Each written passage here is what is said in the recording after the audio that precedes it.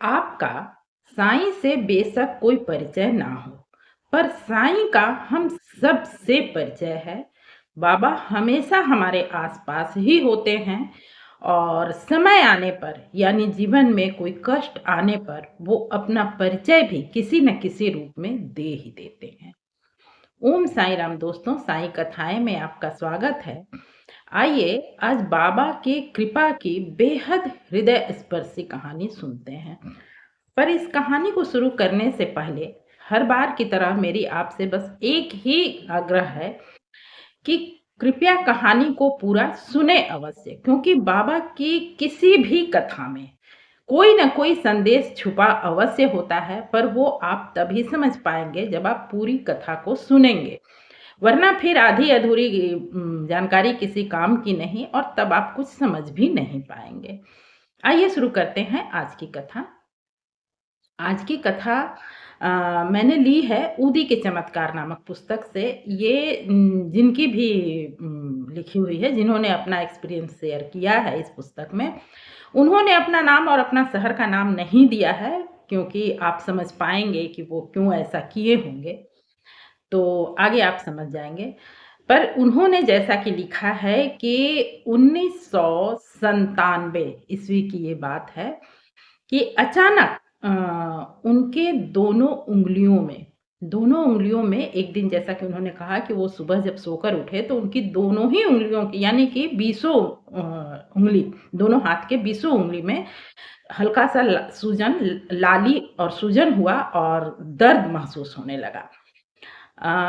उसे उन्होंने उस समय तो इतना ये नहीं समझा कि ये कोई बड़ा रोग है। हल्का सा नमक पानी से सेकना जनरली लोग जैसा करते हैं वो उन्होंने किया, उससे हल्का दर्द में कमी आई। लेकिन एक दो दिन के अंदर ही उन्हें समझ आया कि उंगलियों में पस पड़ रहा है।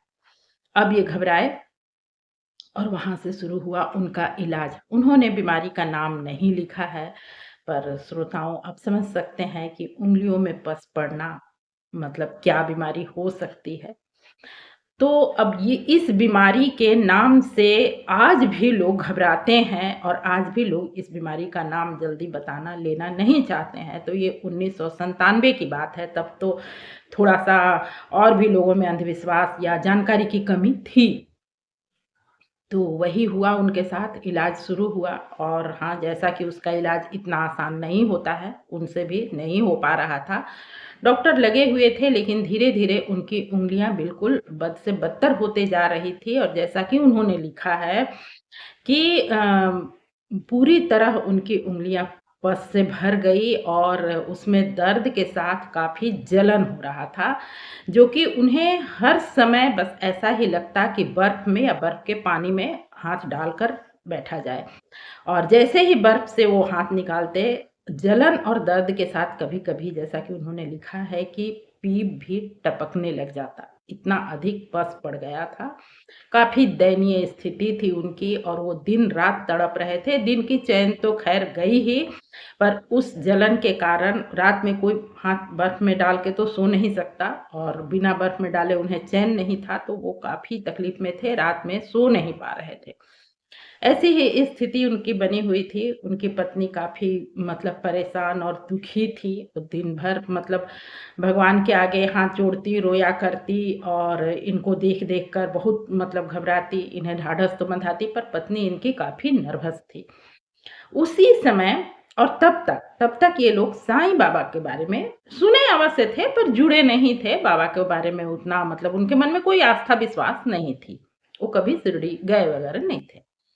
उनकी पत्नी की तकलीफ से उनकी कोई पड़ोसन थी जिसे जो बाबा की भक्त थी, उसने उन्हें बाबा के बारे में बताया और पास के मंदिर ले जाने को कहा।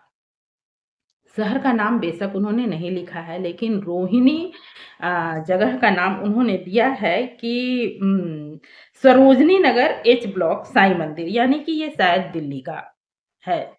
शायद दिल्ली का, मुझे जहाँ तक लग रहा है सरोजनी नगर दिल्ली या कोई और भी जगह हो सकता है। कुछ कारण बस आप समझ ही सकते हैं कि क्या कारण है कि उन्होंने अपनी पहचान छिपाई है, नाम तक नहीं लिखा है। तो जो भी हो, तो वहाँ वो गए और वहाँ से उन्होंने उदी ली और फिर उसके बाद में उँगलियों पर ऊदी लगाना और उसे जल में घोलकर पीना शुरू किया और वो बहुत ही मतलब ज़ाहिर-सी बात है कि इंसान जब तकलीफ़ में होता है, तभी भगवान को याद करता है और तभी वो बहुत अंतर्मन से ईश्वर को याद कर पाता है।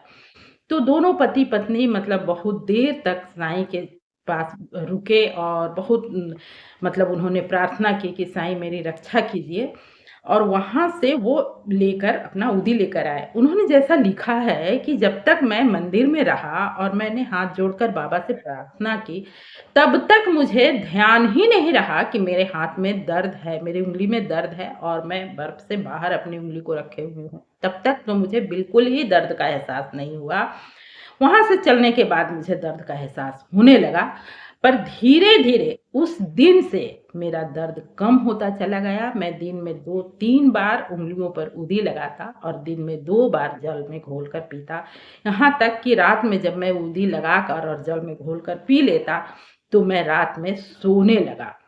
ठीक है कि पहले ही दिन मैं पूरी रात नहीं सो पाया, लेकिन हाँ, उस दिन से मैं मेरी सोने की भी परेशानी कम हुई, मैं नींद लेने लगा और धीरे-धीरे दवा काम करने लगा और आज मैं बिल्कुल इतना ठीक हो गया हूँ कि कोई मेरी उँगलियों को देखकर कह नहीं सकता है कि ये इतने भयंकर रोग से मेरी उँगलियाँ बची हैं।